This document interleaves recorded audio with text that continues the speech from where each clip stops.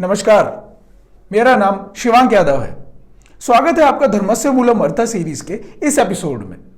पिछले 4 एपिसोड में हमने यह समझा था कि पैसा कैसे बनाया जाता है, देश के अंदर महंगाई कैसे आती है, मंदी कैसे आती है, और भले ही आप किसी भी व्यक्ति को देश का प्रधानमंत्री बना दीजिए या फिर किसी भी दल की सरकार लेकर आ जाइए, देश में से महंगाई, गरीबी, बेरोजगारी, भूखमरी तब तक दूर नहीं हो सकती जब तक देश के अंदर कर्ज आधारित अर्थव्यवस्था चलती रहेगी। अगर आपको धर्मस्य मूलम अर्थ सीरीज के पिछले 4 एपिसोड देखने हैं तो उन एपिसोड का लिंक हमने नीचे डिस्क्रिप्शन में डाल दिया है, आप वहां पर जाकर उन्हें देख सकते हैं। इस एपिसोड में हम ये देखेंगे कि कैसे उन बैंकर्स ने पूरी दुनिया को अपना गुलाम बना लिया। तो चलिए शुरुआत करते हैं 5वें एपिसोड की।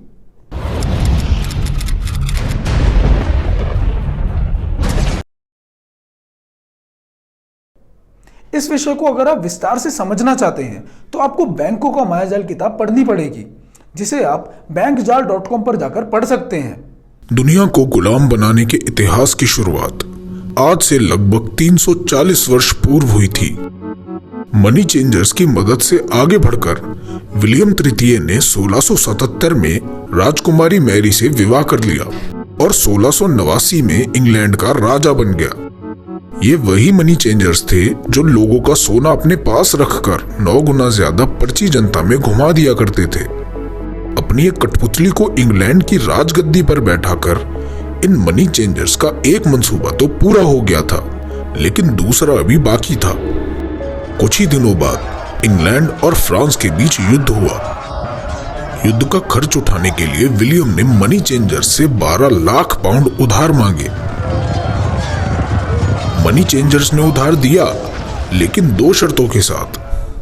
पहली शर्त तो ये कि इंग्लैंड के पैसे छापने के लिए मनी चेंजर्स को एक केंद्रीय बैंक बनाने की अनुमति दी जाए, और दूसरी शर्त ये कि इंग्लैंड की सरकार खुद अपने पैसे नहीं छापेगी, बल्कि केंद्रीय बैंक ही सरकार को 8% वार्षिक ब्याज की दर से कर्ज देगा, जिस कर्ज को वापस चुकाने की गारंटी के लिए सरकार लोगों पर टैक्स लगाएगी।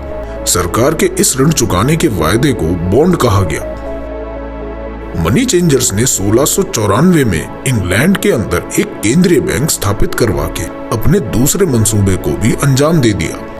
इंग्लैंड के इस केंद्रीय बैंक का नाम बैंक ऑफ इंग्लैंड है और इसे दुनिया के सभी केंद्रीय बैंकों की मां भी कहा जाता है।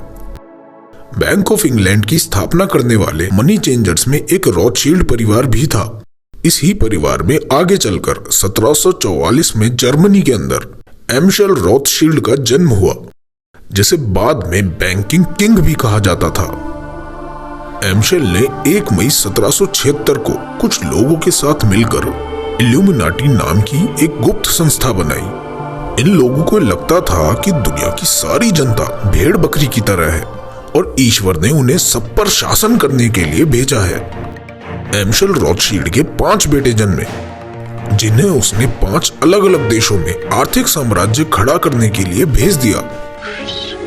You are 5 brothers. I want you each to start a banking business in a different country.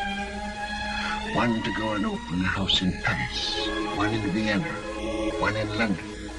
Choose the most important cities.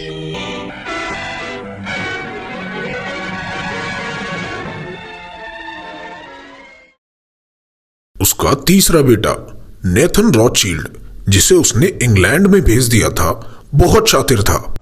सन 1815 में जब नेपोलियन और इंग्लैंड के बीच युद्ध हुआ, तब उसके पास बैंक ऑफ इंग्लैंड के बहुत कम शेयर थे। अपने गुप्तचरों से उसे एक दिन पहले सूचना मिल गई थी कि नेपोलियन उस युद्ध में हार गया है।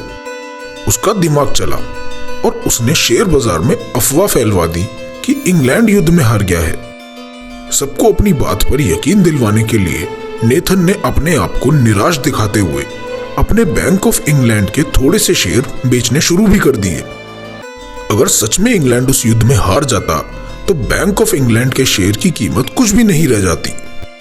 इस डर और अविश्वास के माहौल में फैली अफवाह से लोगों को उसकी बात पर यकीन हो गया और देखते ही देखते बैंक ऑफ इंग्लैंड के सभी शेयर धारकों ने अपने सभी शेयर बेचने शुरू कर दिए।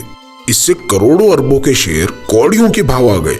जिसे नेथन रॉथशील्ड ने गुपचुप तरीके से अपने लोगों द्वारा ही खरीदवा लिया। इस तरह एक अफवाह से बिना कोई खास कीमत चुकाए वह एक दिन में ही बैंक ऑफ इंग्लैंड का मालिक बन गया। जब आम लोगों को ये बात पता लगी कि उस युद्ध में तो नेपोलियन हार गया था, तो उनके पास सर पीटने के अलावा और कोई चारा नहीं बचा था।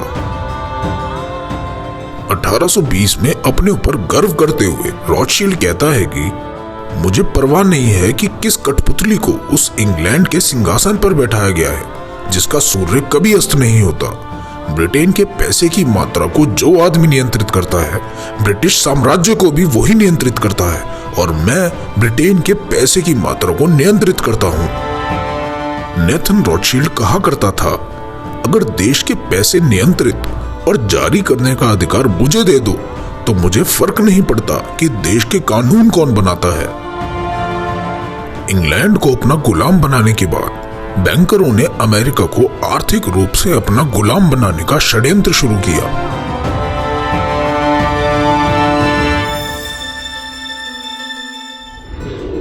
साथियों, इस वीडियो में अभी यहीं तक। अगली वीडियो में हम आपको यह बताएंगे कि कैसे इन्हीं लोगों ने अमेरिका को अपना गुलाम बनाया है। आज के समय में अमेरिका जो पूरी दुनिया में तबाही मचाता है, सचमुच में उसके पीछे यही लोग हैं। अमेरिका का राष्ट्रपति और अमेरिका की सरकार इन लोगों की सिर्फ एक कठपुतली मात्र है। आप में से जो कोई भी व्यक्ति हमारे इस अभियान से जुड़ना चाहता है, वो हमारी वेबसाइट bankjal.com पर जाकर रजिस्टर करें। रजिस्टर करते वक्त हम आपसे मुख्य रूप से 3 सवाल पूछेंगे। सबसे पहला तो ये कि क्या आप देश के इस अभियान को आगे बढ़ाने में कुछ समय दे सकते हैं। दूसरा सवाल ये कि क्या आप इस अभियान को आगे बढ़ाने के लिए कुछ आर्थिक मदद कर सकते हैं। और अगर इन दोनों में से आप कुछ नहीं कर पाएंगे, लेकिन फिर भी आप व्हाट्सएप से जुड़कर इसका प्रचार कर सकते हैं, तो वो भी हमें जरूर बताइए। इस विचार को और गहराई से समझने के लिए आप हमारी वेबसाइट bankjal.com पर जाकर हमारे द्वारा प्रकाशित की गई कुछ पुस्तकें भी पढ़ सकते हैं, जिसमें से बैंकों का मायाजाल, ये आज़ादी झूठी है जैसी पुस्तकें पढ़ना आपको बहुत ज़रूरी है। इसीलिए पुस्तकें पढ़ना ना भूलें और हमारी वेबसाइट पर रजिस्टर करना भी ना भूलें। मिलते हैं अगली वीडियो में। जय हिंद, वंदे मातरम।